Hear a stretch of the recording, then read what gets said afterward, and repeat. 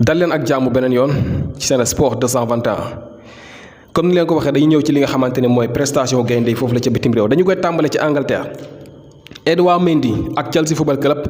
dañoo dóor Sheffield United bu Lys Mendy 4-1 li ci ëpp solo nag mooy Edouard Mendy encaissé na premier biwam ci English Premier League bi ñu fàttale ko ne tippi Edouard Mendy dem foofu la ci Angleterre ba fii ñuy waxee kenn dugalu ko woon benn bii ci li nga xamante ni mooy English Premier League bi tey ji la jël biwam bu njëkk contre équipe bi nga xamante ne mooy Lys Mendy muy Sheffield United. Lys Mendy nag jouegul comme ni ngeen ko xamee dafa amoon blessure depuis saison bi tàmbali kayiti xibaar sax xamle nañu ne tàmbale na entraîné ni ki démb waaye xëy na dafa fitagul pour bokk ci li nga xamante ne mooy match boobule kon mën nañu jàpp ne break bi su passé Lys Mendy dina bokkaat ci équipe bi nga xamante ne mooy Sheffield United mi nga xamee ne depuis saison bi tàmbali ba fii ñuy waxee mënaguñu am ndam dañ leen di dóor rek benn match nul daal lañ fi amagum muy benn poñ boobule depuis boobu ba léegi nag dañ leen di mboqi ñoom waa Sheffield United bu Lys Mendy ñëwee génne leen ci situation yi ñu nekk. buñ jógee ci loolu dañuy dem ci ki nga xamante ni mooy Crystal Palace ak Cheikhou Kouyaté. Crystal Palace dafa dóor moom itam 4-1 comme ni ko Chelsea defee Chelsea dafa dóor Sheffield United 4-1 Crystal Palace bu Cheikhou Kouyaté moom itam dóor Leeds United 4-1 ñeent bal ci benn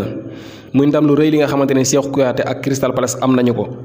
Ismaïla Sarr moom itam foofu la ci Angleterre ci Championship bi dugal na 3e biiwam ndax Watford dafa dóor te 3-2 bii bi nga xamante ni nag moo tax Watford gagné Ismaïla Sarr moo ko dugal kon Ismaïla Sarr am na ñetti bi ak genn wàll bi saison bi tàmbalee ak léegi muy ñetti bal 3 bi ak benn passe décisif loolu la Ismaïla Sarr amagum foofu la ci Watford kon Ismaïla Sarr ay mbiram a ngi dox jamono yi foofu la ci Championship bi. buñ ci jógee dañuy dem fële ca France comme Idrissa Gana Gueye àggaliwul match bi waaye Alfred Gomis moom àggali na ko waaye dañ koo dóor maanaam Paris Saint-Germain moo dóor Rennes bu Alfred Gomis 3-0. Idrissa Gana Gueye àggalewul match bi waaye Paris dóor na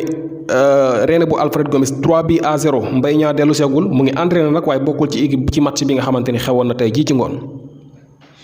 Rennes nañ dem uti ay défense mbaa ñu defar seen défense bi ñu ngi yàq deru Alfred Gomis gardien bu aay la Rennes la seen défense bi baaxut bii yi muy jël fan yi bëri na voilà. buñ jógee ci loolu dañuy dem fële ci nga xamante ni mooy ci Allemagne Schalke 04 7e match. ba fii ñu waxee amaguñu ndam ci première division bi 2020-2021 bii waaye nag mu ngi tane ndax bu ñu fàttale ko 4 match yu njëkk yépp dañ leen koo dóor ñoom waa Schalke mooy équipe bu Salif Sané ak Malick Thiaw dañ leen dóor seen premier 4 match yépp léegi nag bañ ci jógee ñetti semaines yii kenn dóoru leen waaye ñoom it dóoruñ kenn dañoo match nul tey jii seen diggante ak Mayence muy 3e match nul yi nga xamante ne dañ koo tegale ñoom waa Schalke ñetti match ñetti poñ tane na. ñu ngi nekk nag avant d'arrêt mooy ci suufu table bi kenn daal mu leen tee dem ci suuf benn équipe rek moo nekk seen gannaaw jamono yi bi ñu jógee ci loolu dañu koy jeexale ak ki nga xamante ne moom la ñuy wax Ousseynou Ba mi nga xamante ne waxoon nañ ne dafa corona woon dellu si na nag Ousseynou Ba back to training jamono yi nag bokkul ci match bi nga xamante ni équipe am bi di Olympiakos dinañ ko am suba waaye nag moom dellu si na mu ngi entraîné kon mën nañu jàpp ne Ousseynou Ba dina bokk ci match bi nga xamante ne Sénégal dinañu ko am